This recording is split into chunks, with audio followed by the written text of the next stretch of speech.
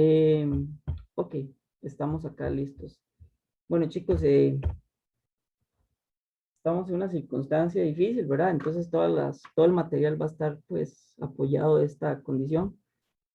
Eh, el capítulo 1 es el capítulo que llamamos unidades, cantidad física y vectores. Tal vez lo más fuerte de este capítulo es el vector o los vectores, el álgebra de vectores, por lo cual estaré dándole más énfasis.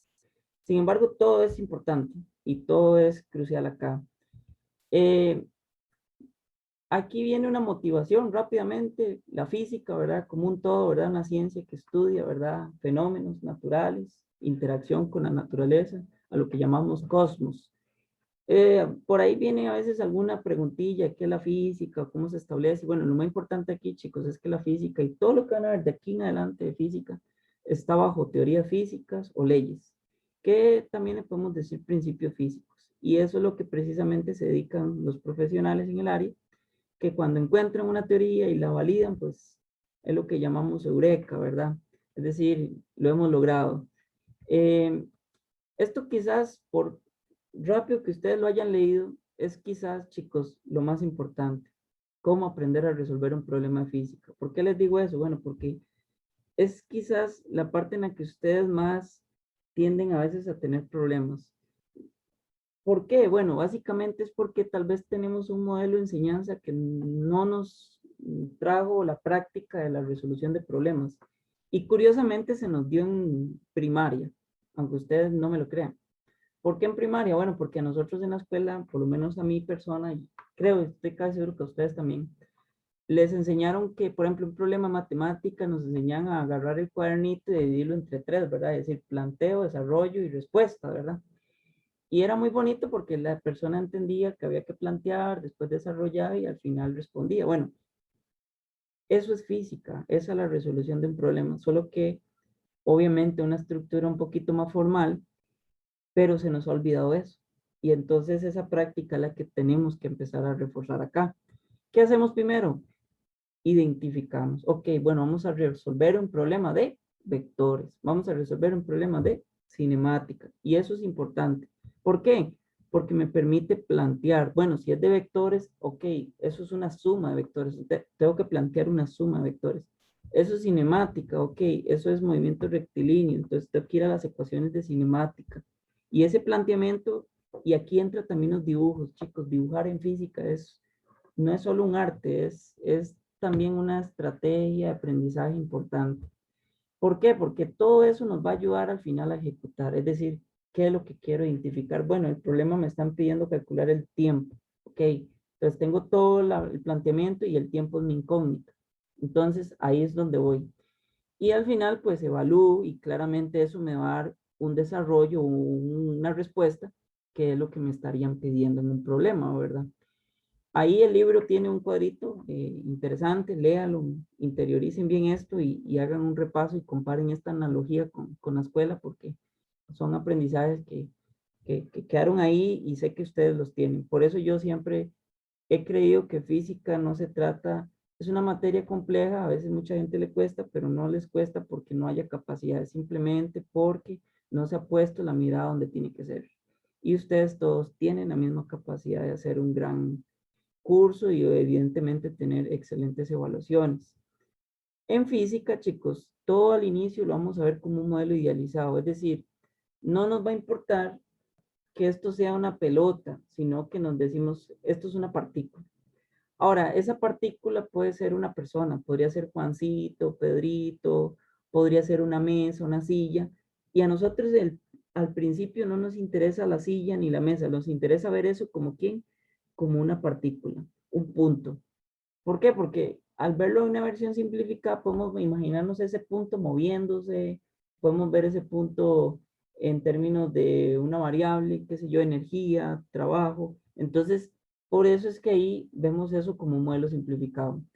Esto es importante, chicos, muy, muy importante. ¿Por qué? Porque va a aparecer a lo largo de todos los cursos de física. Son las unidades. En este libro, el sistema internacional es el sistema que se usa como referencia. No es el único, hay otros sistemas.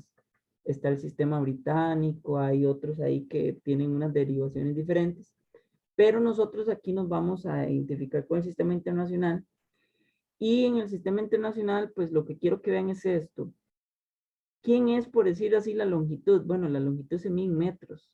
¿Quién es la unidad base? El metro. Y aquí hay un ejemplo, ¿verdad? El distanciamiento social, ¿verdad? En este caso. Y así lo van a ver, por ejemplo, con la masa, kilogramo, tiempo, segundo. Estas primeras tres son como las más importantes para lo que vamos a ver en el curso, ¿verdad? Ahora hay otras, como la corriente eléctrica, que la van a ver en física 4, física 3, temperatura, Kelvin, que se ve en física 3, física 2, y la intensidad luminosa, que pues ahí aparece también entre la física 4 y física 3. Chicos, todo esto son unidades bases. ¿Qué quiere decir unidad base? Que no depende de ninguna otra unidad. El metro por sí solo es el metro. Kilogramo por sí solo es kilogramo. Y eso es una unidad base. Ahora, esas unidades bases pueden tener, por decirlo así, un prefijo, que puede ser un prefijo para arriba, que llamamos múltiplo, o un prefijo para abajo, que llamamos submúltiplo. Usualmente, en el colegio se nos enseñan estos tres: kilo, hecto y deca. Era como lo más común que se enseñaba en séptimo. Y podíamos decir kilómetros, hectómetros, decámetro, kilogramo, hectogramo, decámetro. Con el asunto de la tecnología, pues ya hemos escuchado este tipo de unidades. Vamos y compramos un disco de tantos terabytes, una computadora de tantos megabytes, una llave Maya de tantos gigabytes. Claro, el bytes es la unidad base y estos son los múltiplos. Pero vea que física todavía tiene más estándares: iota, zeta, hexa y peta.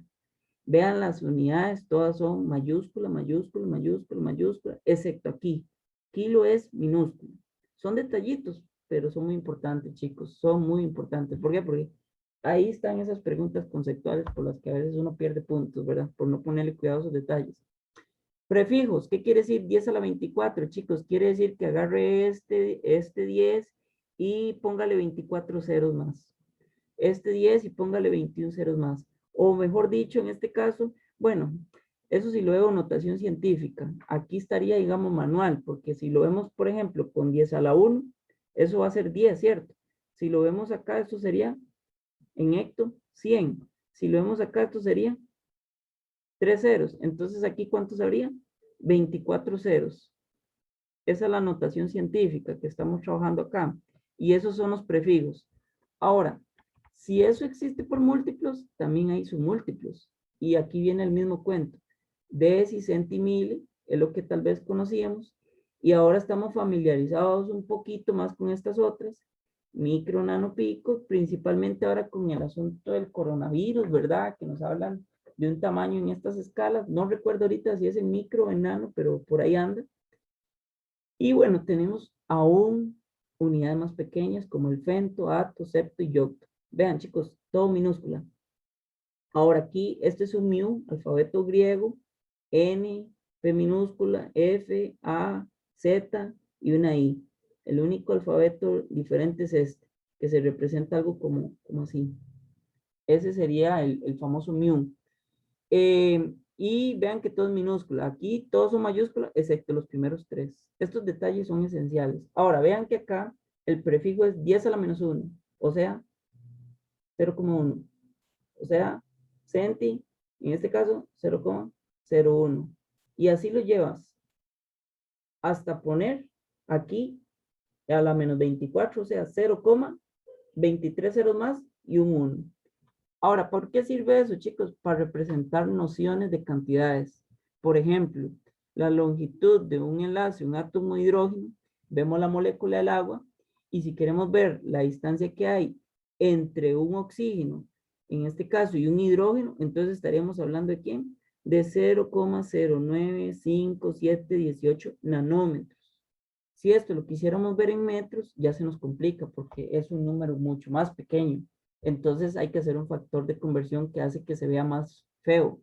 Todavía aquí el ejemplo pudo haber considerado no los nanómetros, pudo haber considerado los picómetros y quizás hubiera quedado 95.7 picómetros. Hubiera sido tal vez más bonito. Entonces para eso es que se usa esto.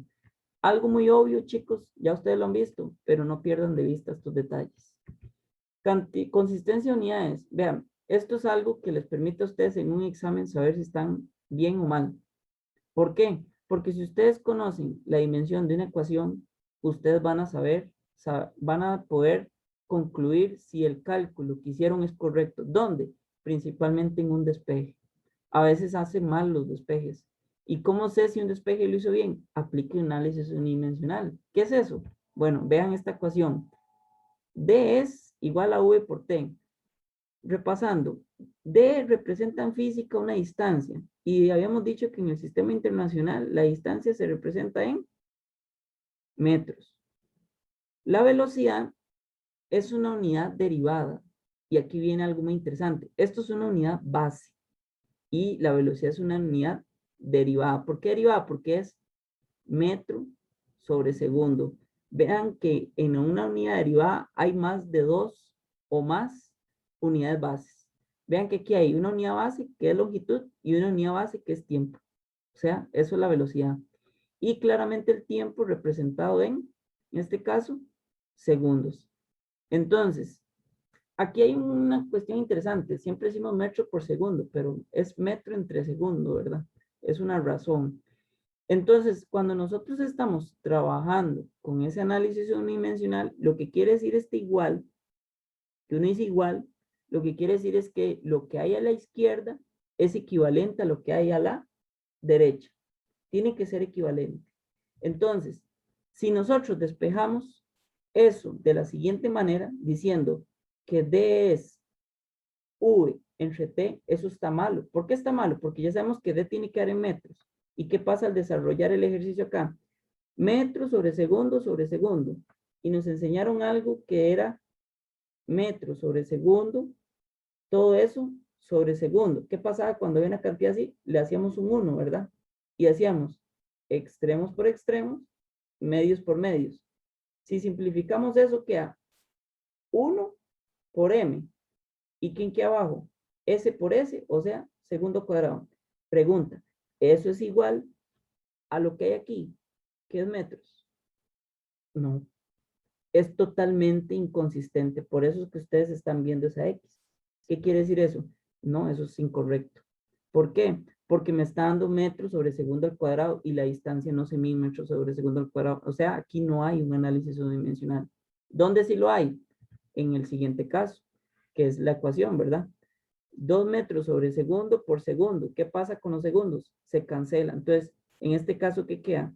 Metros es igual a metros. Ven, esto es algo fácil, chicos, pero a veces lo perdemos de vista. Y en un ejercicio, si ustedes quieren saber si están haciendo bien un despeje, las unidades a veces las olvidamos, ¿verdad? Y siempre se nos acostumbra en física a decir, no, no, eso póngalo al final.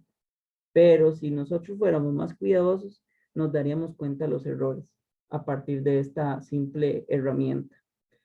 Eh, con respecto a la conversión de las unidades, esto es algo que ya ustedes en el colegio vieron de alguna forma, tal vez hace muchos años, yo soy consciente de eso, pero el factor de conversión es algo, chicos, que va a aparecer constantemente acá. ¿Por qué? Porque es una herramienta y no se puede omitir. A veces nos dan, por ejemplo, un tiempo en horas y lo ocupamos en segundos. O a veces nos dan, incluso puede ser hasta los mismos múltiplos o los múltiplos, nos pueden dar una cantidad en kilómetros y la ocupamos en metros. ¿Qué es lo que usualmente siempre hacemos con el factor de conversión? Llevarlo a la unidad del sistema internacional. ¿Por qué? Porque es como el estándar. Es lo que siempre tratamos de trabajar, a menos que el problema diga repórtelo en tales unidades. Entonces, por ejemplo, este problema habla de una densidad del oro. La densidad, lo repaso acá porque en el libro habla un poquito. La densidad se escribe con un ρ y la densidad es la relación que hay de la masa sobre el volumen. Volumen con V mayúscula. V mayúscula. Y sus unidades pueden ser kilogramo sobre metro cúbico o podría ser también gramo, esto sería una congruencia, centímetro cúbico. Ambas unidades representan lo mismo, densidad. Ahora, lo que queremos aprender acá es el factor de conversión. ¿Por qué? Porque nos están dando la cantidad en gramos por centímetro cúbico. ¿Y en qué nos las están pidiendo? En kilogramo por metro cúbico. O sea, hay que pasar eso de gramos centímetros cúbicos a kilogramo por metro cúbico. Entonces aquí lo que hacemos, chicos, es llevamos el número, ¿verdad? En este caso es 19,3, planteamos las unidades y estos paréntesis que ustedes van a ver acá, esto es lo que nosotros llamamos unidades de conversión. Entonces, ¿por qué hay dos paréntesis? Porque hay dos unidades. No pierdan de vista eso. Si aquí hubiera que ver, si tuviéramos que solo pasar de gramos a kilogramos, entonces aquí solo habría un solo paréntesis. Pero en este caso está pidiéndome pasar gramos y centímetros. Entonces, eso me involucra dos factores de conversión. Ahora van a encontrar otros factores de conversión, por ejemplo, pasar de, qué sé yo, de libras a kilogramos o de pulgadas a centímetros. Eso va a variar, pero lo que va a ser importante ahí es la unidad de conversión, que ustedes deben trabajar de manera correcta. Ahora vean, chicos, si la unidad de gramos está arriba, entonces en la unidad de conversión, el que aniquila el gramo tiene que estar abajo. Pero si el centímetro, en este caso, está abajo, entonces la unidad que aniquila el centímetro tiene que estar arriba. ¿Por qué? Porque se tiene que cancelar. ¿Y quién tiene que quedar vivo? La nueva unidad. Y eso es lo que pasa en este ejemplo. Vean que en este ejemplo pasamos de gramos a kilogramos. Entonces, ¿dónde ponemos el gramo? Abajo. ¿Por qué se pone abajo? Porque lo vamos a cancelar. Lo vamos a cancelar. Y al cancelar gramo con gramo, entonces estamos diciendo que vamos a irnos a kilogramo. Ahora sí, ¿cuál es la unidad de conversión de kilogramo a gramo? Decimos, en un kilogramo hay 1000 gramos. O es lo mismo que ustedes hubieran dicho también, hubiera sido válido, 10 a la 3, usando notación científica. Cualquiera de los dos da lo mismo. ¿Y qué pasa con el centímetro cúbico? Centímetro está abajo, ¿dónde tiene que estar? Arriba. ¿Para qué? Para que se cancele entre ellos. ¿Y quién quede vivo? El metro cúbico. ¿Cuál es la unidad de conversión? Un metro es 100 centímetros. Ahora aquí viene un detalle que usualmente lo perdemos de vista. Cuando ustedes trabajen algo cúbico o algo cuadrado, siempre después de la unidad de conversión hay que elevarlo. Ya sea si es un área cuadrado o si es algo cúbico, lo elevan al 3 y a la 2. A veces hacen muy bien este factor de conversión, 1 y 100, pero olvidan este detalle. ¿Por qué? Porque cuando usted dice que esto es centímetro, para que esto cancele, aquí estaría cancelando 1 centímetro contra 3 que hay acá, por decirlo así. Entonces, para que aquí hayan 3, ¿qué tengo que hacerle? Elevarlo a la 3. Para que hayan 3 centímetros y 3 centímetros, por decirlo así, una analogía fácil. Entonces, eso me va a decir a mí que está bien aplicado el factor de conversión. Por eso puse el ejercicio, porque no solo nos están dando el análisis de conversión, sino que también nos está dando una herramienta que a veces omitimos. Y aquí, chicos, igual pudieron haber usado 10 a la 2 como una notación científica y después lo que hacen es multiplicar 19,3 por 1 entre 1000 y multiplicado por 100 entre 1. Obviamente 1, 1, eso es, se escribe o se sobreentiende, como decimos, ¿verdad? Y ahí tenemos la respuesta reportada en ¿qué? Kilogramo metro cúbico. Kilogramo metro cúbico. Entonces, esa es la tendencia que van a tener que trabajar con las unidades de conversión. Después, la incertidumbre. ¿Por qué la incertidumbre? Bueno, la incertidumbre es porque en física todo lo que hacemos, además de teoría, también debe ser Profe, verificado. Ajá, dígame. disculpe, ¿usted tiene el libro a mano, profe? Sí, claro. Sí, en la página 9, ahí viene como un ejemplo de cómo se debe de usar lo de la notación científica. En la página 9 viene, Eso viene más adelante aquí. Esto. ok, ajá, exactamente, Ya, sí. si quieres ya lo explico. Sí, no, pero termine lo de la incertidumbre también, que eso también, es que yo tengo que apuntar a todas las dudas, profe, es que... Ok, perfecto, no pasa nada, porque esto de la incertidumbre sí es importante. ¿Por qué? Porque usualmente se basan en el primer quiz que van a hacer para que al final la respuesta le puedan poner la misma respuesta en las 4 opciones, qué sé yo. Digamos que era un problema de ese, como el que hicimos acá, 1,93 y viene, las 4 opciones vienen igual. 1,93, el otro viene 1,932, el otro viene 1,9, el otro viene 1, por 10 a la 4.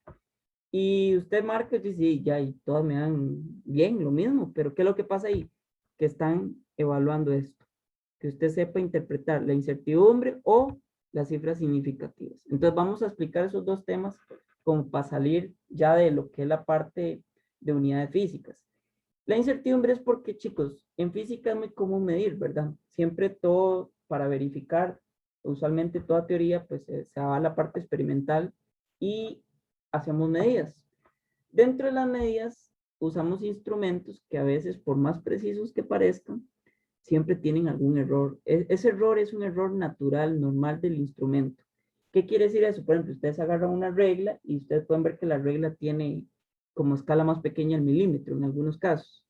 Pero no quiere decir que entre 0 y 1 milímetro no haya un error. Y eso es mentira, siempre hay un error. ¿Por qué? Porque entre 0 y 1 milímetro hay una infinidad de números. Y nadie sabe con exactitud cuál es la medida precisa. Solo podemos determinar una medida, no, más bien, perdón, no tenemos criterio de la exactitud de la medida, solo tenemos algo tal vez preciso, o sea, que anda cerca. Y eso es la incertidumbre, vean. La incertidumbre es esto, el más menos, que siempre va rodeado de ¿dónde? De la cantidad inicial. En este caso estamos diciendo que, digamos que esto fuera, no sé, eh, un pedazo de maní. ¿Será posible? Bueno, sí, no, son milímetros. Eh, no, sí, no, mentira, estoy equivocado. 56 milímetros. ¿Qué podría ser de 56 milímetros?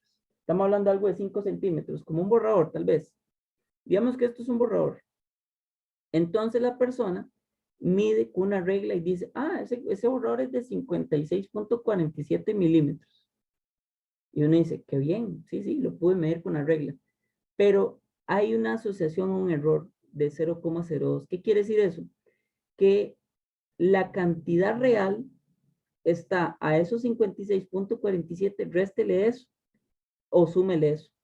Por eso es que ustedes ven acá 56,45, que fue 56,47, le restó 0,02, ¿ok? Ahí está el 56,45. O 56,49, que fue haberle sumado. Entonces ahí tenemos 56,49. ¿Qué quiere decir esto? Que la cantidad exacta de la longitud de ese borrador anda de este intervalo a este otro. Eso es lo que quiere decir. ¿Cuál es el número correcto? No lo sabemos. Entonces, ¿qué hace la incertidumbre? Darles a ustedes una noción de a dónde podría estar el valor real. Eso es lo que les está diciendo. Entonces, por eso ustedes van a representar esa incertidumbre así, con un más menos. Y aquí tenemos la incertidumbre asociada. Ahora, podríamos representarlo así o podríamos representarlo así, con paréntesis. ¿Qué quiere decir lo del paréntesis? Lo que quiere decir es lo siguiente. Bueno, aquí está. Lo que quiere decir es que usted tiene 1,6454 más menos, como está acá, ¿verdad? Más menos, ¿quién? 0,0021. Vean que siempre en una medida la incertidumbre está relacionada con quién, chicos, con los últimos o el último cifra significativa. Es lo que llamamos el decimal incierto. Ese 4 o ese 54 es incierto para nosotros. ¿Qué quiere decir eso? Que esa cantidad o hay que sumarle 21 más o restarle 21 más, menos, perdón. Eso es la incertidumbre. ¿Queda claro? Queda claro cómo se representa y queda claro lo que significa.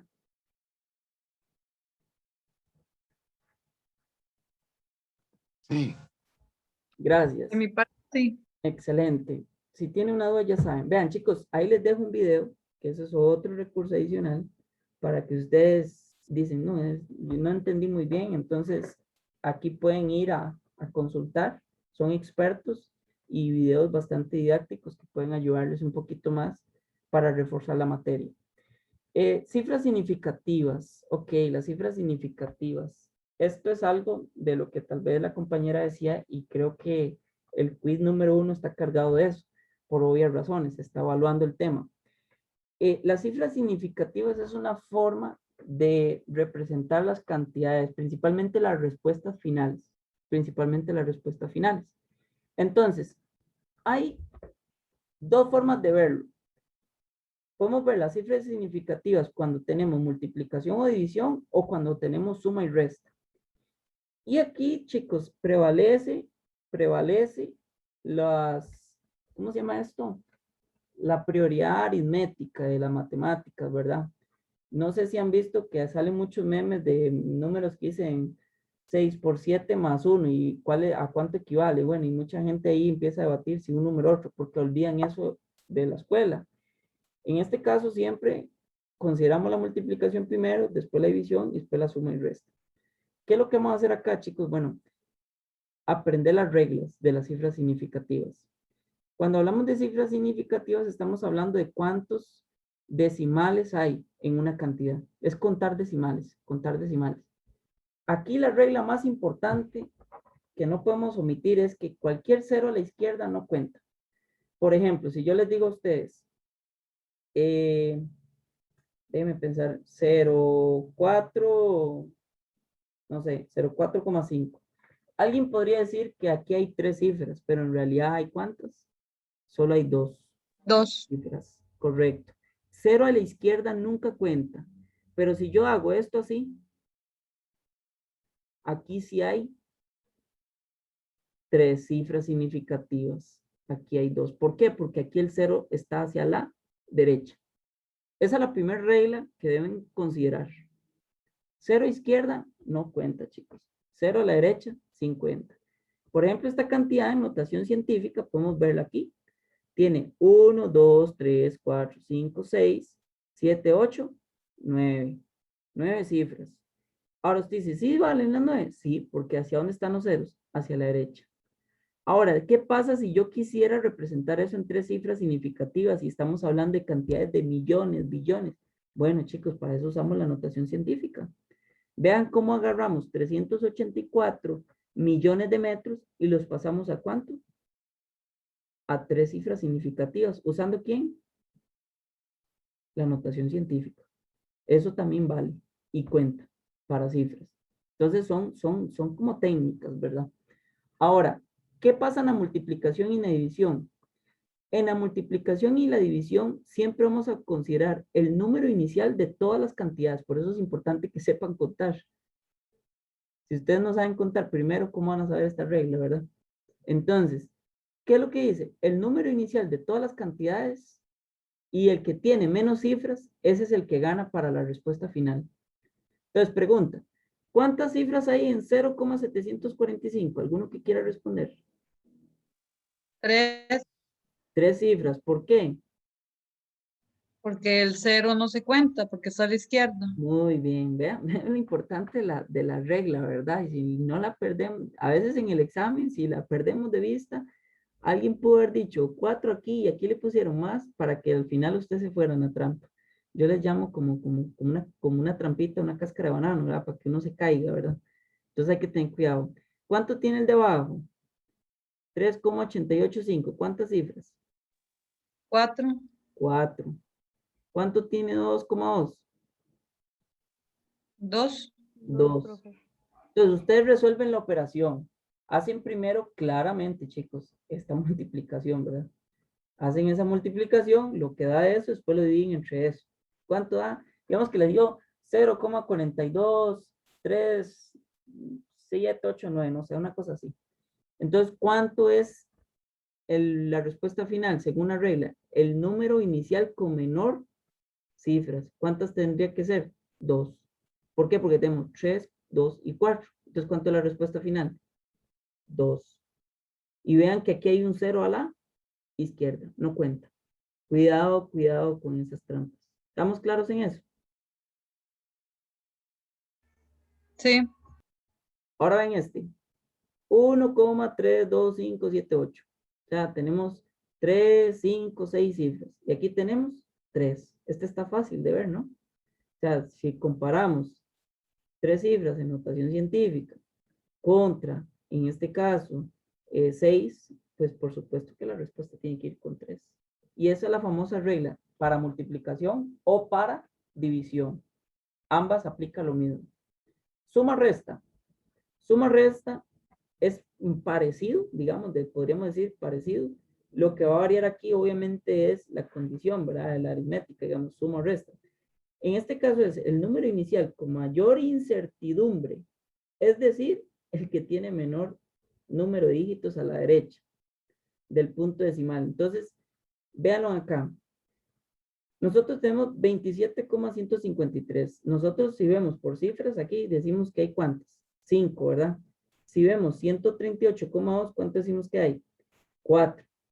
Pero aquí lo que nos está diciendo es, agarre el número de las cantidades iniciales, ¿verdad?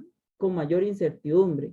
Y en este caso, mayor incertidumbre se refiere al que tiene mayor precisión en la cantidad, o sea, el que tiene menos dígitos hacia la derecha. En este caso, después de este punto. Después de este punto, para allá, hacia la derecha, usted analiza. Dice, y no, es que este tiene 3, este tiene 1. Entonces, al tener una cifra, esta es la cantidad que gana. Pero ¿cuánto sería entonces la respuesta final? 4. 4 cifras porque aquí habían 5, ¿verdad? Entonces, en la suma y resta, una forma de verlo fácil es siempre tomen el número que tiene menor cantidades o cifras, digamos, en este caso. Casi siempre se va a cumplir. Pero también usted lo puede ver con el punto decimal a la derecha. Si ustedes ven que al punto de la derecha hay una cantidad parecida, pero le metieron un 0, ya eso le da criterio para desempatar. Y esa es la respuesta que se usa por cifras significativas en el suma y resta, que es un poco más elemental, pero al final de cuentas es válida. Eso es sobre cifras significativas. No sé si hay alguna duda aquí puntualmente o podemos seguir. Por vía adelante, Claro. profe. Ok. ¿Alguien más iba a decir algo? ¿No? ¿Estamos bien? Ok. Vean, chicos, esto es como la parte, la mitad del capítulo. Ahora sí, la parte final es esto, el vector, los vectores. Y es importante que lo estudien bien porque tiene bastante contenido. Entonces, sí me gustaría como que le metan bastante trabajo a esta parte. Y además de que lo van a necesitar a lo largo del curso. Entonces, es un tema muy, muy, muy relevante en términos de las herramientas físicas que necesitan dominar. Cuando hablo de cantidades escalares, chicos, aquí se habla de todas aquellas cantidades que claramente no son vectores. Entonces, aquí vamos a hablar de un número y una unidad. Entiendan por escalar eso. Entiendan. Un número y una unidad. Entonces, podríamos decir que la masa es un escalar, por ejemplo, 10 kilogramos. Ahorita vamos a ver por qué la masa es un escalar, pero bueno, escalar tiene que ver con un número y la unidad. No pierdan de vista eso. Ahora, vector, ¿qué es un vector? Un vector es un escalar con dirección. Entonces, claramente, si digo que es un escalar con dirección, voy a pensar, por ejemplo, en el más común que vamos a ver en la siguiente clase, la velocidad. La velocidad es un vector, ¿por qué? Porque me indica un número, la unidad, 10 metros sobre segundo, hasta ahí es escalar. Pero, ¿qué pasa con la velocidad? La velocidad tiene una dirección. Si ustedes ven en el carro el velocímetro les dice a ustedes qué tan rápido van, pero siempre el carro va o hacia atrás o hacia adelante. Por eso siempre decimos que tiene una dirección. Y chicos, todo vector se representa con una flechita en su letra, en la parte superior. Entonces, obviamente, como nosotros ahorita vamos a hablar de vectores, no por unidades físicas, sino como decir un vector A o B, entonces vamos a representar los vectores con flechitas. Por ejemplo, A flechita significa un vector. B flechita significa un vector. C flechita significa un vector. Más adelante le vamos a ir dando significado a esas letras. Por ejemplo, velocidad, fuerza, qué sé yo. Ahorita conformémonos con aprender que un vector se representa de esta forma. Ahora, si yo digo que un vector es A flechita, ¿puedo decir que es lo mismo que solo A? ¿Qué creen ustedes? Es lo mismo. A flechita Profe, igual es a. que A sería la magnitud. Muy Sin bien. flechita. Esto no es lo mismo. Esto es diferente. Estos son dos cosas diferentes. Entonces, ¿qué sería A flechita? Un vector.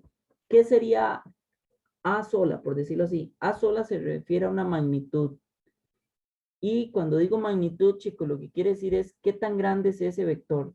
Ahora, un vector en un plano cartesiano se puede representar como esta flecha azul que está acá. Imagínense que esa flecha es A. Entonces, A flecha representa esta figura que estamos viendo acá. Esta que estamos viendo acá. Pero, si yo quiero saber qué tan grande es esa flecha, estoy hablando de la magnitud. O sea, solo A. Y en matemáticas se les dice norma también, es otra forma de decirlo. Y A se puede representar solo A o se puede representar como ustedes entenderían como decir el valor absoluto de ¿quién? De A flechita. Ambas cosas representan lo mismo, magnitud. O sea, qué tan grande es ese vector. Entonces, tenemos claros, escalar es un número y su unidad. Vector es un escalar más una dirección. Y ese vector puede tener una magnitud, que eso es lo que vamos a empezar a trabajar. Ahí queda un video de refuerzo. Los vectores pueden ser iguales, algunos no necesariamente, pero muchos pueden ser iguales, pueden ser paralelos, como se ve en la imagen, y pueden tener el mismo tamaño y pueden viajar en la misma dirección. Es decir, aquí podría haber una infinidad de vectores uno encima de otro. O podría tener dos vectores paralelos, como decir el 1 y el 2. Son dos vectores paralelos. Son del mismo tamaño y viajan en la misma dirección, pero separados, digamos, de forma paralela. Y en este caso, ocupamos entender las coordenadas. Ustedes han trabajado mucho en esta, coordenadas cartesianas, un punto X, Y en el plano, considerando Y, ¿verdad? Como el eje vertical y X como el eje horizontal. Creo que ahí no hay ningún problema. Si representamos una coordenada cartesiana, por ejemplo, el punto 5.3, ustedes automáticamente saben que ese 5 se refiere a 5 unidades en X y que 3 se refiere a 3 unidades en Y. O eso es lo que conocemos como el punto de dispersión XY. Entonces, por ejemplo, vamos a ver, si decimos este punto, por decirlo así, ¿quién sería este punto? Sería un 1 en Y y un menos 1 en X. Entonces, ¿cómo quedaría? Menos 1, 1. Y eso es una coordenada cartesiana, conocer un punto X y conocer un punto Y. Esta es la otra coordenada. Perdón. ¿Cuál es la diferencia entre la coordenada cartesiana y la polar? Bueno, ¿qué decimos? Una coordenada cartesiana se caracteriza por tener un punto X y Y, pero una coordenada polar se caracteriza por tener un radio que llamamos R y una dirección que se llama un ángulo. Entonces, vean que a mí, este es el punto XY. Usted dice, sí, yo lo conozco. Tiene tantas unidades en Y, tiene tantas unidades en X. Es lo mismo que está representando, por decirlo así, acá, en este caso. Pero vean que ustedes, esa coordenada, podrían también hacerle esto que voy a hacer acá. Podrían trazarle una línea. ¿Y esa línea quién representa? Un R. ¿Por qué un R? Bueno, porque si ustedes agarraran esa línea y le empezaran a dar vueltas, forma como un círculo, ¿verdad? Y entonces ese círculo, pues, lo ven uno como un radio. Es decir, que si usted agarrara eso y lo representara de verdad, eso tendría una tendencia circular, ¿verdad? Dándole vuelta. Entonces eso tiene un ángulo. Entonces vean que la coordenada es R y el ángulo. Eso es coordenada polar y esto es coordenada rectangular. Ahora, ¿para qué sirve eso? Bueno, chicos, vean que aquí se nos está formando un triángulo. Y, por decirlo así, este es el cateto sobre el eje X y este es el cateto sobre el eje Y. Y este R es una hipotenusa ¿de quién? De un triángulo que se acaba de formar. Y lo podemos ver acá el triángulo. ¿Qué sabemos nosotros con un triángulo? De trigonometría. Aquí hay un método que la gente usa mucho casualmente que se llama el método del SOHCAHTOA, creo que es como le llaman, SOHCAHTOA, creo que es así. Esto es el seno, coseno y tangente. Seno es opuesto sobre hipotenusa, coseno es adyacente sobre hipotenusa y tangente es opuesto sobre adyacente. Entonces, si yo analizo el seno, por ejemplo, como el opuesto sobre la hipotenusa, lo que estoy diciendo acá es lo siguiente. Estoy diciendo que el seno de ese ángulo es igual a ¿quién? Al opuesto. ¿Quién es el opuesto de este ángulo? Y. ¿Quién es la hipotenusa? R. Y eso es lo que tenemos acá, ¿no? Entonces vean el coseno. Adyacente sobre R. Adyacente sobre hipotenusa. Entonces sería adyacente al ángulo es X y la hipotenusa es R. ¿Quién es la tangente? Opuesto, o sea, Y, ¿entre quién? Entre el adyacente que es X.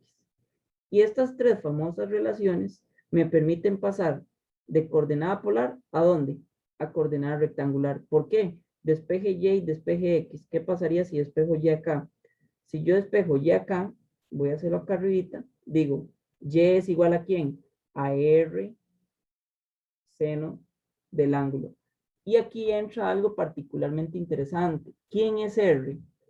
¿Quién es R? Si yo a esto le hago una flechita así, ya estoy representando esto como un vector. ¿Quién sería R? R me dice qué tan grande es eso, ¿no? ¿Y quién habíamos dicho que representa el tamaño? La magnitud. Magnitud.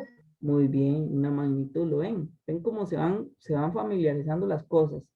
Entonces, por eso esas dos coordenadas son importantes, porque es como ir de una a un lado y del otro lado ir al otro, ¿verdad? Entonces es como estar en ese juego. Ahora, veámoslo ya meramente como una descomposición. Veámoslo vectorialmente. Decimos que este es el vector A flechita. Ok, este es el vector A flechita. Claramente la magnitud de este vector es esta flecha grande, ¿verdad?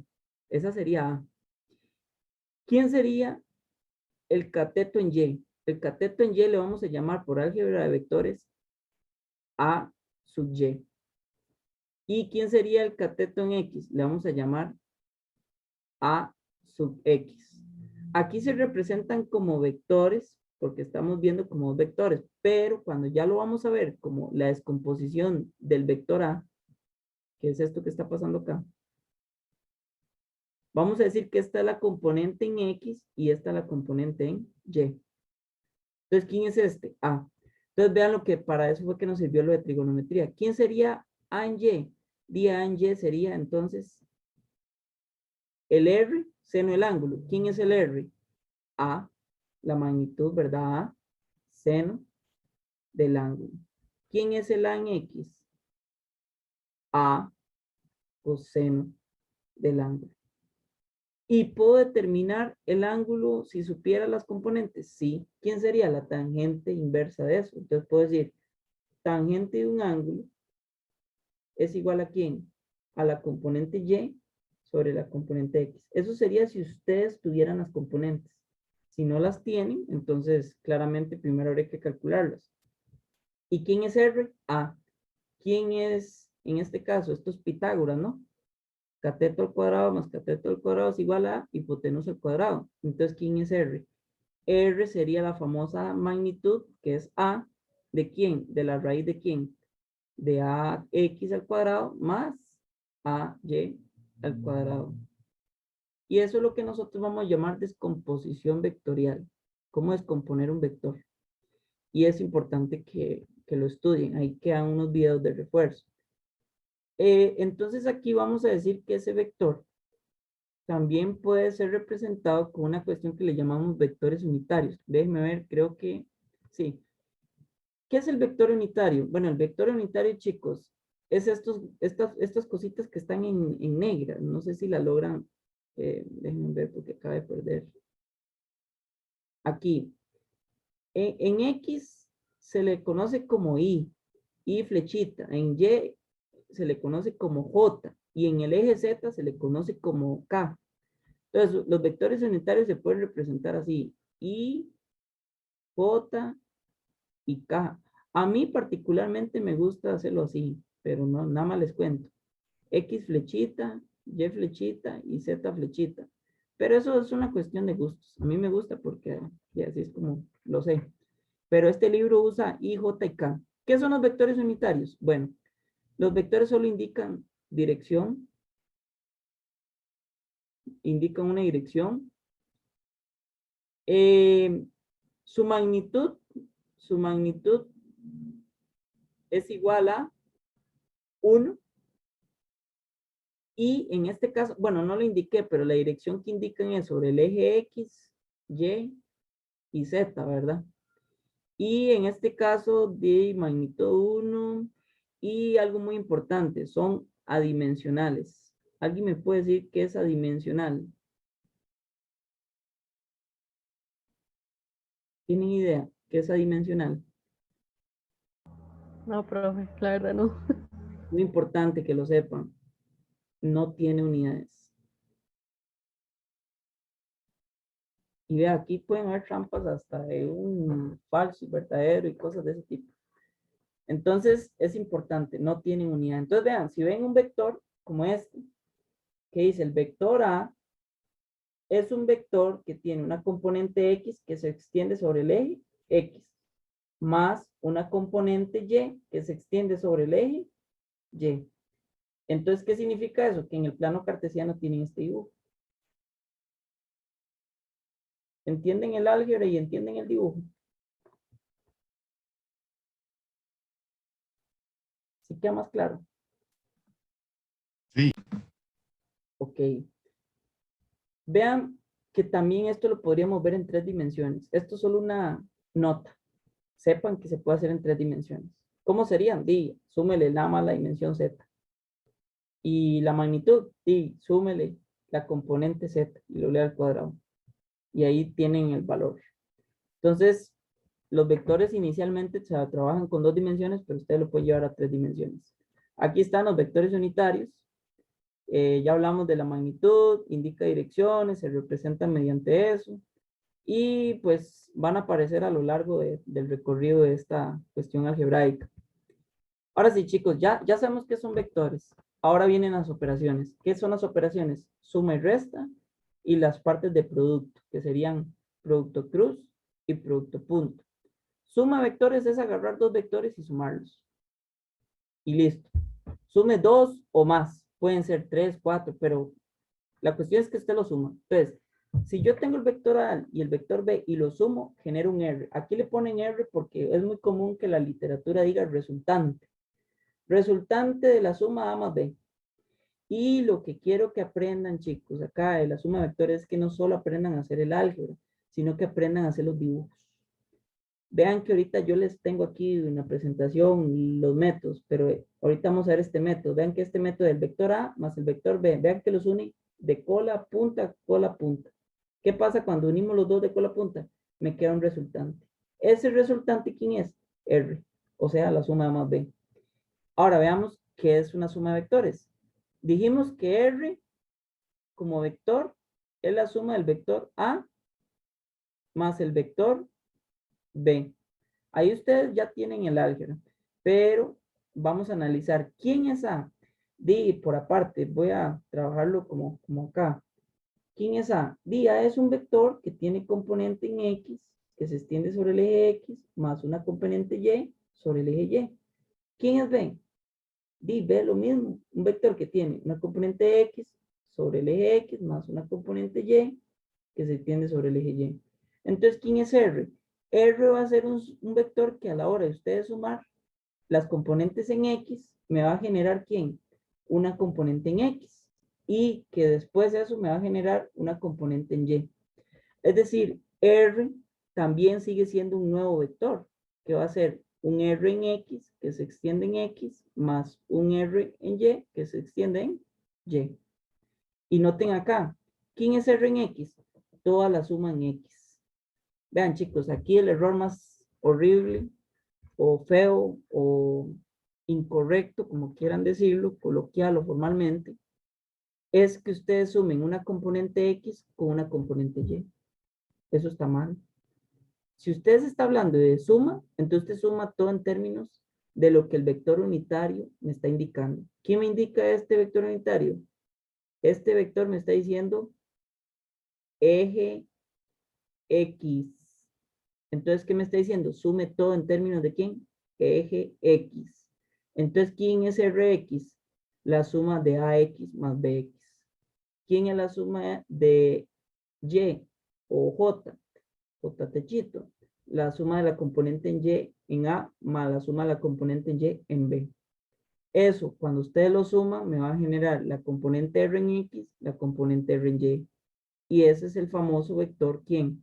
R. R es igual a Rx más Ry. Quiero calcularle la norma R. Eleva eso al cuadrado de las componentes, de la suma de ellos, y listo. Quiero calcular la dirección. El ángulo sería una tangente inversa, ¿de quién?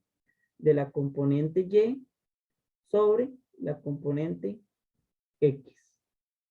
Y esa es la famosa álgebra vectorial de la suma. Ahora, véanlo gráficamente. Este es el vector A. Lo pueden ver claramente, ¿verdad? Desde aquí hasta acá. Y este es el vector B.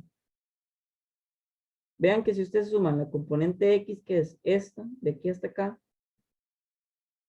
y le suman la componente X en B, ¿quién obtiene? Y la nueva sumatoria, que sería la componente en X. Haga lo mismo para Y y ¿qué obtiene? Esto que está acá. Entonces, si usted suma esto, bueno, si obtiene eso y obtiene esto, ¿quién genera? El R. Ese es el famoso vector R. Entonces, tanto el método gráfico como el método algebraico deben de funcionar igual, chicos. Deben de funcionar igual. Las propiedades de la suma es que es conmutativa, es decir, si usted suma A más B, es lo mismo que sume B más A, no importa. No se compliquen la existencia probando eso. Ya ustedes dicen, no, no es conmutativo. A más B es lo mismo decir B más A. Es asociativa, ¿qué quiere decir? Que si usted quiere sumar primero B más C para después sumar A, lo puede hacer, pero si ya alguien dice, es que yo primero sumé A más B y después le sumé C, es lo mismo, chicos. Si alguien dice, pero si sumo C más A y después más B, es lo mismo, tiene que dar lo mismo. ¿Por qué? Porque es asociativa. Y vean los métodos gráficos. Ahí los dejo para que lo analicen en casa. Vean qué interesante, como todos tienen que dar igual. En este caso, pues las asociaciones deberían de obtener en ese sentido el mismo resultante. Método dibujo de paralelogramo es que usted agarre el A y el B y después haga B y A por el otro lado y cuando eso cierra, cuando todo cierra, ahí está. Desde que inició hasta que cerró por ambos lados, ese es el famoso R resultante. Y eso comprueba lo que acabamos de decir de que es conmutativo. Y el método del polígono es el que yo le llamo cola punta. Entonces, une un vector. El primer vector es A, cola punta. El siguiente vector es B, cola punta. El siguiente vector es C, cola punta. El siguiente vector es D, cola punta. Ya no hay más, se acabaron. Ok, entonces una lo que quedó desde que inició hasta donde terminó. Ese es el resultante. Se ve fácil, ¿no? ¿O lo ven difícil? Sí, profe, ahora sí, profe, sí, sí queda claro. Ok, genial. Después, aquí viene el negativo de un vector o lo que vamos a llamar resta de un vector, chicos. Cuando decimos resta de un vector, en realidad sigue siendo una suma. Pero, ¿qué es lo que está pasando? Que vamos en lugar de ver B, ¿quién vamos a ver? Menos B. Entonces, vean qué interesante este dibujo porque nos ayuda a entender. B es un vector, una flechita para arriba. ¿Quién sería menos B? El opuesto. O sea, la flechita para abajo. ¿Qué es lo que está cambiando de B a menos B? Si lo veo en coordenadas polares, ¿quién es el único que está cambiando? ¿R o el ángulo? ¿Qué creen? ¿Cambia R?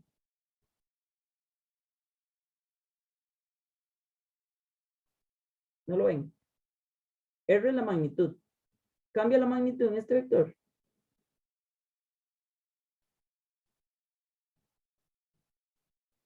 ¿No se les ocurre? Este análisis es como importante. Porque si ustedes ven, aquí sigue siendo el mismo B. O sea, si esto fuera 10, aquí sigue siendo menos 10. Quiere decir que R no cambia. ¿Quién es el único que está cambiando? El ángulo.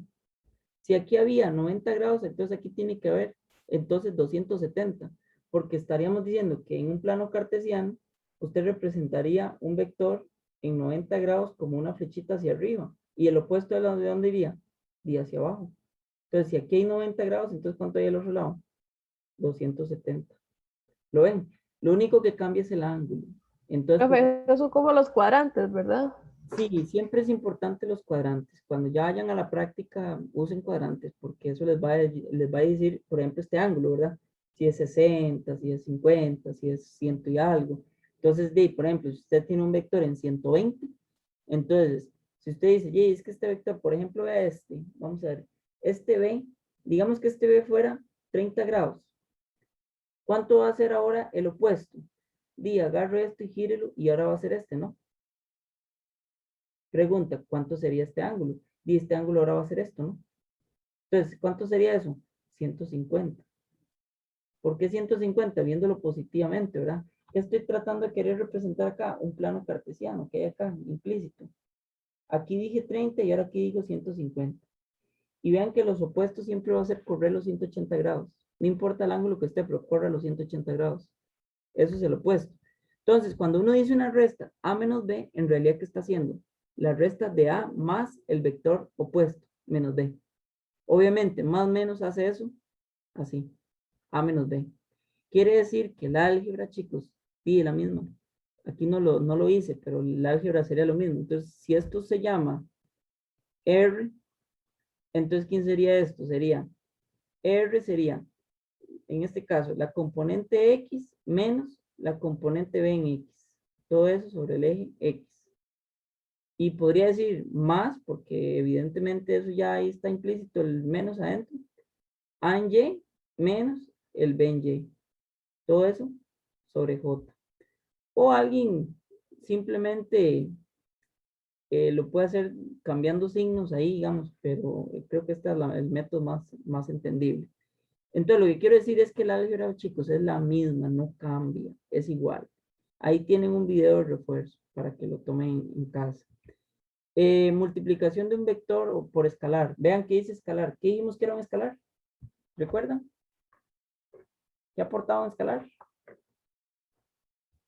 No tiene dirección, profe. Que no tiene dirección, pero habíamos dicho que era un número con unidades, ¿verdad? Imagínense que esta D representa un vector de fuerza. O hagámoslo así.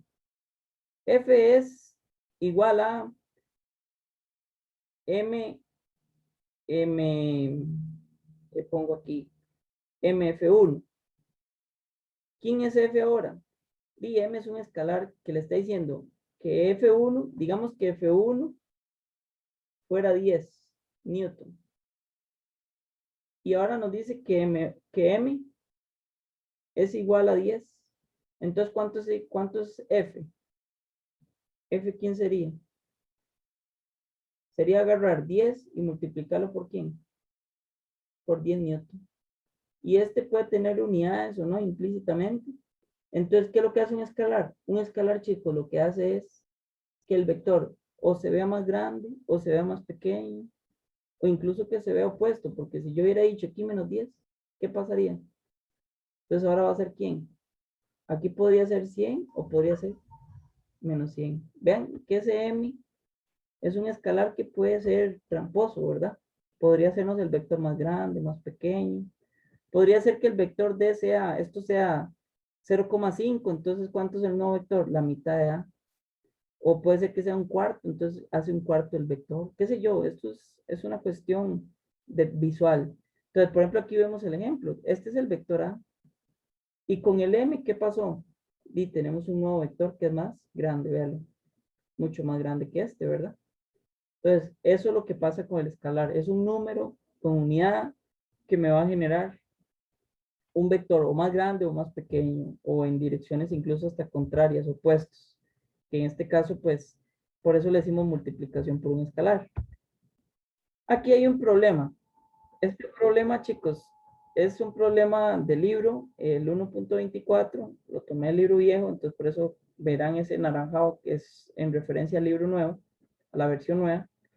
Aquí, bueno, este problema, hay varios problemas de esta misma imagen, pero yo tomé el 1.24. Lo que dice es, bueno, ahí vean el plano cartesiano, Y y X, vector B, vector A, C y D. Pero vean, con los vectores A y B, solamente use los A y B. Dice, usa un dibujo a escala para obtener una magnitud. Vean, por eso aquí es importante que ustedes aprendan a dibujar, pero porque lo pueden preguntar.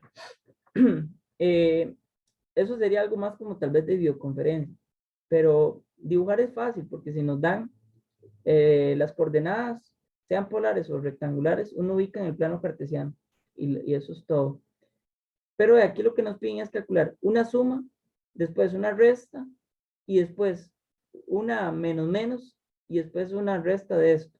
Pero antes de entrar al problema quiero que vean algo. Si este es B, entonces ¿quién es menos D? Este sería menos B, ¿no? ¿Cuál es el ángulo que uso? Sí, uso este. Vean que es agarrar. Si aquí hay 30 respecto al eje Y, ¿cuánto hay aquí? 60 grados, ¿no? Si usted agarra 60 grados y le suma 180, entonces ¿cuánto es este ángulo totalmente? Llamémoslo algo. Sería agarrar a 60, súmele 180. Entonces tendríamos ¿cuánto? 240. Tenemos que alfa es 240. Quiere decir que el vector menos B es igual a ¿cuánto? A 15 metros, que es la unidad, ¿verdad?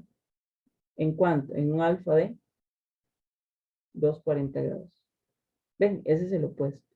Entonces, cuando decimos resta, estamos hablando de los opuestos. 15 es el opuesto a, y esto que está acá. Vean que aquí sigue siendo 8, solo que aquí es 270 el ángulo. Ahora, ¿cuánto va a ser? 90. Y lo mismo podríamos hacer en D y en C, pero en este caso vamos a conformarnos con A y B. Entonces, aquí está el dibujo.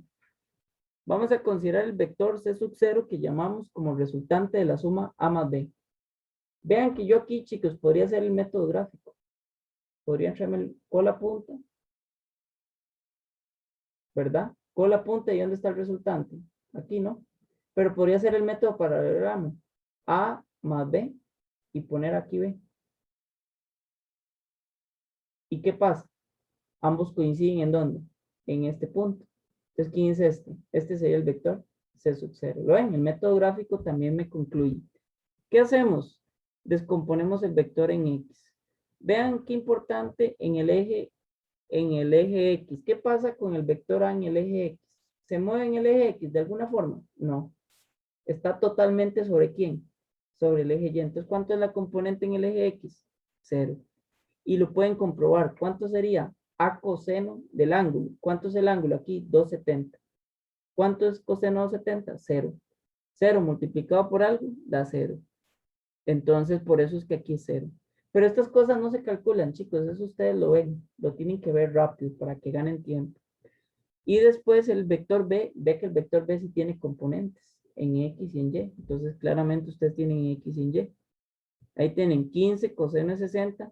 Y ven que se usó 60. ¿Por qué no 30? Bueno, porque si usan 30, tengan cuidado. Porque entonces en X, por trigonometría, ¿quién es el cateto opuesto? Este X. ¿Quién es el cateto adyacente? Y. Entonces aquí cambiaría la trigonometría. Es decir, en X sería seno y en Y sería coseno. Por eso yo siempre les recomiendo usar ángulos positivos. ¿Qué es ángulos positivos? Ángulos que se extienden en sentido contrario a las manecillas del reloj. Por ejemplo, si ustedes hubieran usado 30 grados se abre a favor de las manecillas del reloj. Entonces sería diferente. Entonces, por eso es que se usa aquí en este caso 60. Una vez que ustedes componen esto y lo suman, ¿qué es sumar? Y esto. C sub 0 es la suma de todo en X, todo en Y. ¿Quién sería? 0 más 15 coseno de 60. Menos 8 más 15 seno de 60. Y eso es el famoso vector C sub 0, ¿no? 7.5 y 4.99. Muy importante. Positivo en el eje X, positivo en el eje Y. ¿En cuál cuadrante tiene que estar? En el primero. ¿Por qué? Porque el primer cuadrante es positivo en Y, positivo en X. Segundo cuadrante, positivo en Y, negativo en X. Tercer cuadrante, negativo en Y, negativo en X. Cuarto cuadrante, negativo en Y, positivo en X. Vean, los signos de esto me ayudan a entender dónde está también. Y el álgebra no engaña en ese sentido. Es nada más una cuestión de saberlo usar. Eso sería entonces la magnitud, ¿verdad? Ya sabemos que es la componente en X al cuadrado más la componente Y al cuadrado. Y aquí está. Y nos da un valor de 9,01. Ese sería el valor de ese famoso vector. Es un poquito más grande que el A y un poquito más pequeño que el vector B. Claramente aquí lo podemos tratar de representar, ¿verdad? Ese sería el famoso C sub 0. Y el ángulo, pues está en el primer cuadrante, tangente inversa, 4.99, que es la componente Y, entre 7.50, que es la componente en X. Calculo eso y me da un valor de 33.64, redondeado a 34. Aquí la respuesta tal vez no se ajustó, pero vean, 3 cifras, 3 cifras, 3 cifras, 3 cifras. Aquí la respuesta correcta para efectos de quiz debería ser 33,6. Ya claro, esa parte. Parte B. Considere las restas de A menos B, o sea, consideremos el vector negativo de B. En este caso estamos hablando de el opuesto de B, este que está acá. ¿Quién es B? Vean, ustedes pueden calcularlo diciendo que es B coseno de 240 o B seno de 240. Todo eso está bien, pero yo les recomiendo que una vez que ya simplificaron B, nada más métanle en el menos a ambos componentes. Es lo mismo. Si ustedes ya saben cuál es la componente en X y la componente en Y para B, claramente lo opuesto sería hacer lo mismo, solo que negativo. Y eso funciona igual. Pero si alguien quiere calcular 15 coseno de 240, 15 seno de 240, les va a dar lo mismo que le va a dar menos 15 coseno de 60 y menos 15 seno de 60. Ambos métodos son lo mismo. Y lo otro que hacemos es la resta, o que al final de cuentas es una suma, ¿verdad? Porque es A más menos B. Entonces eso pues sumamos en X, sumamos en Y, calculamos el vector, por supuesto hacemos la magnitud y por último calculamos la dirección. Y tenemos que en este caso es un vector de 22,3 en 250 grados. Es decir, chicos, acá el álgebra es la misma, no cambia. Y bueno, para ya ir terminando, el producto punto, producto escalar. Estos son quizás las dos herramientas más robustas que tiene el álgebra de vectores, pero es una cuestión de práctica. Entonces, no hay nada de que preocuparse. Vean el detallito para que no lo pierdan. Ustedes se van a acordar siempre de esto. Producto punto. Y vean cómo lo representan. Con un punto. Así de fácil ustedes en el examen saben en la videoconferencia. Ah, es el producto punto. ¿Qué es el producto punto? Es el AB coseno del ángulo. Pero ¿quién es esta A? Una magnitud. ¿Quién es esta B? Una magnitud. ¿De quién? De los vectores que estamos hablando. El A punto B. ¿Y quién es el coseno del ángulo? Chicos, es este ángulo. Es el ángulo que separa los dos vectores. Pónganle en cuidado ese ángulo. Ese ángulo no es el ángulo de la componente de ninguno de ellos. Es el ángulo que separa dos vectores. ¿Y por qué producto? Bueno, porque implícitamente vean que aquí hay una B coseno del ángulo, ¿cierto? Si ustedes multiplican ese B coseno del ángulo por el vector A, que está implícito acá, eso me está generando un vector resultante. Es como un producto escalar. Entonces, el producto punto es esto, el AB coseno del ángulo. Esa es una fórmula. Esa es una fórmula. La otra fórmula es esta. Bueno, decimos que es conmutativo, es decir, A punto B es igual que decir B punto A. Y con respecto a la distribución de la suma, también es funcional. Es decir, es como que ustedes hicieran esto. Multiplico por B y después lo sumo para multiplicarlo por C. Es lo mismo. Distribuye primero y después suma. Entonces, puedo decir que es distributivo. Pero el producto punto es esto, chicos. También es esto. AX por BX más AY por BY más AZ por BZ. Entonces, yo les dije, o en la presentación pasada decía, A punto B es igual a AB coseno del ángulo, ¿cierto? Pero eso también podría verse así. AX, BX más AY, BY más AZ, BZ, igual a quién? A la B coseno del ángulo. Ambas ecuaciones son funcionales. ¿Qué es lo que quiero que vean de esto? Vean, X en X, Y en Y, Z en Z. O sea que si ustedes hacen A en X por B en Y, eso está malo. Eso está malo. Para producto punto. Para producto punto. O producto escalar. ¿Por qué escalar, chicos? Porque todo esto que nos va a dar, nos va a dar un número. Y si ese vector está hablando de fuerzas, entonces eso también tiene unidades. Por eso se llama escalar. Producto escalar, porque nos da un número. ¿Qué es lo que hay al otro lado? Un número. ¿Con quién? Con unidades. Por eso es que se llama así también, producto escalar. Pero el álgebra es esto. Esto combinado con esto. Cualquiera de las dos ecuaciones son funcionales. Y vean que yo antes aquí las combiné de una vez juntas. De una vez las puse como igualdad. Y ambas cosas son funcionales. Ahí queda un video para ver el producto punto, ¿verdad? Y me falta el producto escalar. Aquí viene la diferencia, ¿verdad? Y a veces se nos confunden. Producto, bueno, no, perdón. Este es el análisis unitario. El análisis unitario es porque los vectores unitarios juegan aquí. Yo no lo representé porque me quedaría muy largo, pero claramente aquí está un X. Aquí está una I techito, una J techito y una, ¿verdad? Pero ¿qué pasa con los vectores unitarios? Los vectores unitarios, ¿se acuerda que valían tanto? Vamos a ver. Se me fue ahí. Tanto el I como el J como el K valían ¿cuánto? 1. Entonces, vea lo que pasa. I por I me va a dar en este caso 1. Quiere decir que el producto punto, cuando ustedes tienen I por I, eso da 1. Entonces, por eso es que ustedes al hacer AX por BX, estarían diciendo que esto es I por I. ¿Y eso cómo queda? 1.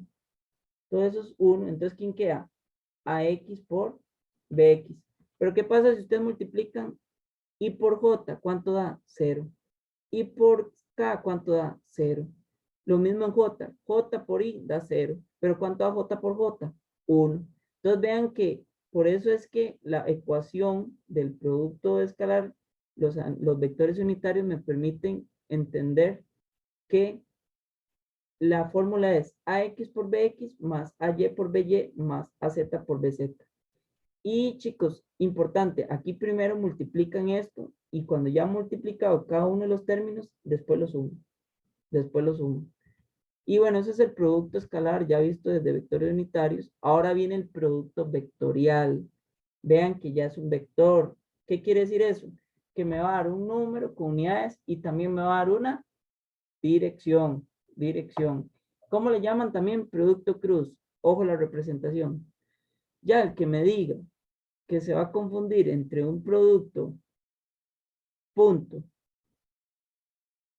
y se va a confundir con un producto cruz, es porque no puso cuidado, pero claramente punto y cruz, eso es como muy obvio, ¿no? ¿Qué es el producto cruz? Bueno, el producto cruz, algo muy importante es que está representado en 3 dimensiones, chicos. Entonces, eso es lo más relevante acá. El otro no necesariamente. Vimos que está en 2 dimensiones. Este está en 3 dimensiones. Y el producto cruz es el AB seno del ángulo. Y ven este mu representa una dirección o una proyección en realidad. Esa dirección puede ser en el eje Z, en el eje Y o en el eje X. No sé, va a depender mucho. ¿Quién sería A cruz B? Bueno, A cruz B es la magnitud de A, la magnitud de B y ese seno del ángulo. Que este seno del ángulo tiene que ser perpendicular a los dos vectores. Entonces vean, A, digamos que en un eje, digamos que en el eje X y B en el eje Y. ¿Y hacia dónde está el producto cruz? Eje Z. ¿Qué es importante? A entre C es perpendicular y A entre B es perpendicular y C entre B también es perpendicular. O sea, entre todos ellos son perpendiculares. Y aquí, chicos, les presento la regla de la mano derecha. La vamos a ocupar más adelante, principalmente en física 4. Es elemental. Entonces aquí, la regla de la mano derecha, lo que dice es que uno puede representar el dedo pulgar como el vector C, que es el producto cruz A cruz B, y podríamos representar el dedo índice como el vector A, y el que sigue el índice, que es el dedo más larguito, sería el vector B. Entonces uno puede hacer como el plano tridimensional. Y ahí pues van a encontrar, creo que por ahí les dejé, bueno, en ese video del producto cruz, creo que ahí viene la explicación de la regla a la mano derecha. En este caso eso es como una nota adicional. Ahorita lo que nos interesa es conocer el álgebra. Vean, el producto cruz es anticonmutativo, o sea, no funciona igual que el producto punto.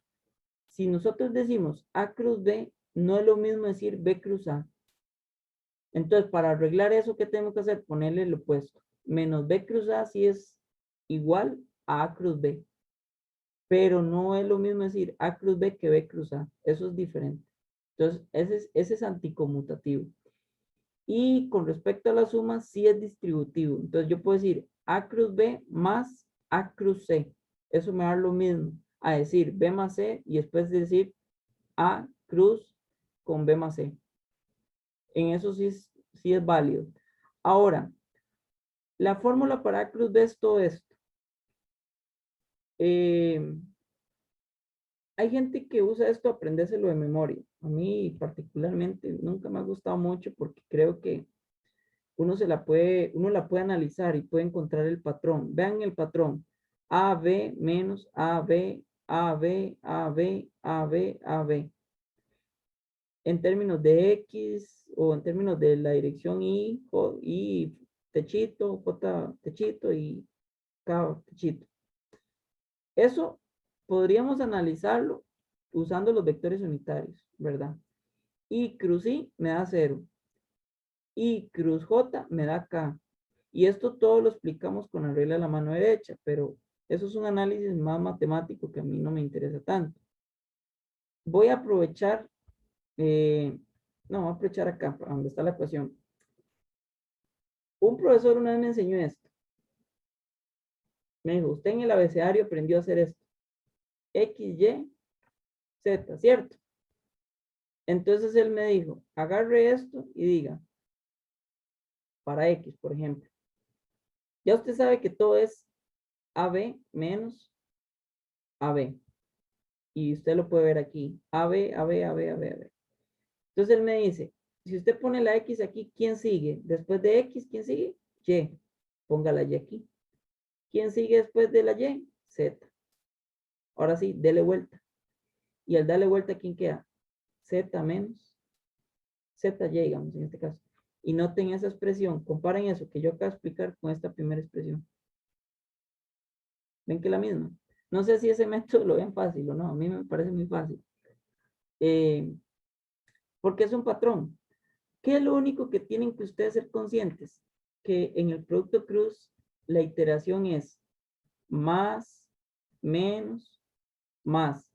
Entonces vean que este menos, si uno quisiera después meterlo ahí adentro, entonces eso quedaría así, más, este factor se hace negativo y este otro se hace positivo. Entonces, ¿qué quedaría? AZ, BX, ¿verdad? Menos, y ahora este es negativo, AX, BZ. Esa es la única cuidado que habría que tener con este patrón. Pero alguien podría analicemos ahora el eje Z. El eje Z, por ejemplo. ¿Qué sigue? Bueno, sabemos que esto es AB menos AB. ¿Qué sigue de Z? Volviendo a la recursividad, X. Entonces pongo aquí X, Y, y le doy vuelta. Y, X. No sé si me entienden el método. ¿Sí queda claro? Sí, profe. igual aquí viene un video que también les va a ayudar. Y bueno, todo esto, chicos, todo esto es igual aquí. Puede ser igual aquí a la B seno de un ángulo y una proyección que no sabemos cuál va a ser. Que en este caso puede ser una proyección en Z, en X o en Y. Y ese es el famoso producto vectorial. Vean que me está dando un número con unidades y aquí está la famosa dirección. Esta es la famosa dirección. Por eso es un producto vectorial. Entonces, quiero que le pongan cuidado a esos detalles, porque a veces los pierden de vista. Dicen, uy, ¿cuál era el que era vector? Y entonces ya usted dice, el que da dirección. Por eso es importante manejar el concepto. Aquí hay un problema muy fácil, en realidad muy fácil, no es un problema tan complejo. Creo que la explicación es más compleja, pero ahí hay para que puedan realizar. Hay un vector que vea que se lo dan en coordenadas cartesianas porque dice que tiene 5 en el eje X y menos 6,5 en el eje Y. Aquí podemos analizar que está en el segundo cuadrante, ¿verdad? Porque es positivo en X, perdón, en el cuarto cuadrante estaría porque está positivo en el eje X y negativo en el eje Y, ¿verdad?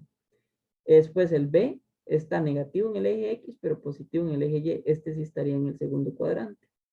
Entonces aquí ustedes tienen esos dos vectores en coordenadas rectangulares y nos hablan de un tercer vector C que se encuentra en un plano XY perpendicular a A. Ok.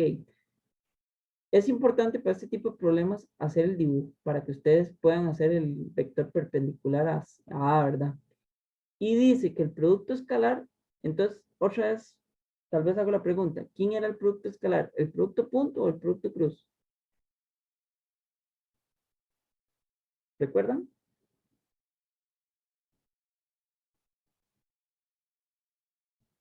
No recuerdo.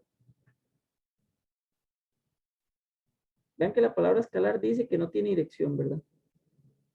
Entonces, es importante porque no siempre se los van a decir como el producto punto, en este caso.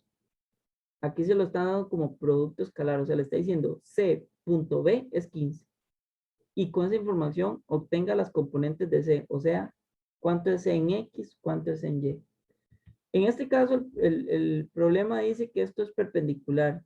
Cuando dos vectores están perpendiculares, el producto punto siempre es cero. ¿Por qué? Porque habíamos dicho que el producto punto de dos vectores es igual a el AB coseno de un ángulo. Si ese ángulo es 90 grados, ese coseno es cero. Si eso quiere decir que todo vector que es perpendicular para el producto punto es cero, porque ambos, el coseno de ese ángulo es cero. Entonces, si ustedes tienen coseno 90 es cero. Y eso es algo muy importante. En cambio, en el producto cruz, tiene que ser más bien perpendiculares. Más bien, si los vectores son paralelos, el producto cruz es cero. Porque el seno de 0 o el seno de 180 sería 0. Y eso es una restricción de la función seno y coseno. Entonces, en este caso, yo puedo decir AX por CX del producto punto más AY por CY es igual a 0. Y también sé que C con B es 15, ¿no? Eso es lo que me está diciendo. Vea que aquí es conmutativo. Es lo mismo decir C.B o B.C. Es 15. ¿Qué me está diciendo eso? Que BX por CX más BY por CY, todo eso es igual a 15. Eso es lo que me está diciendo. ¿Y quién sería en este caso? Bueno, si lo veo con el sistema de ecuaciones aquí, bueno, voy a hacerlo aquí para que quede. Esto sería lo mismo decir BX, CX más BY, CY, todo esto es igual a 15. ¿Quién es AN X? 5.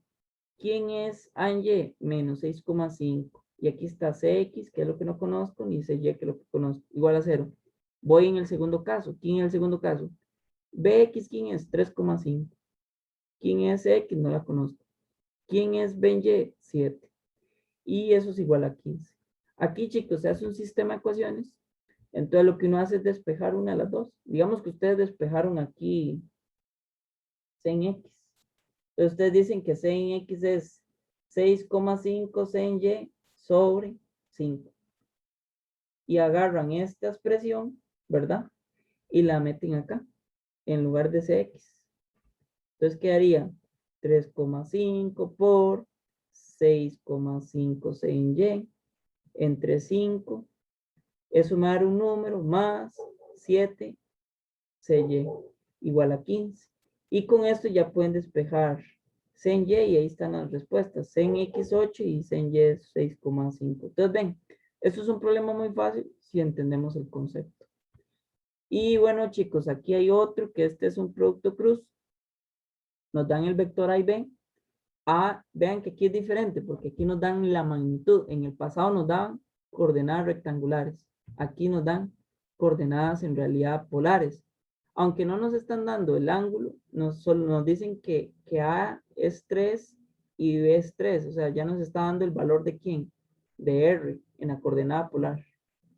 Tal vez no conocemos el ángulo, pero sí conocemos R. Pero sí nos dicen que el producto vectorial, o sea, el producto cruz es esto. Y vean que tiene dirección en el eje Z y en el eje X. Y vean lo que está preguntando. ¿Cuál es el ángulo de A y B?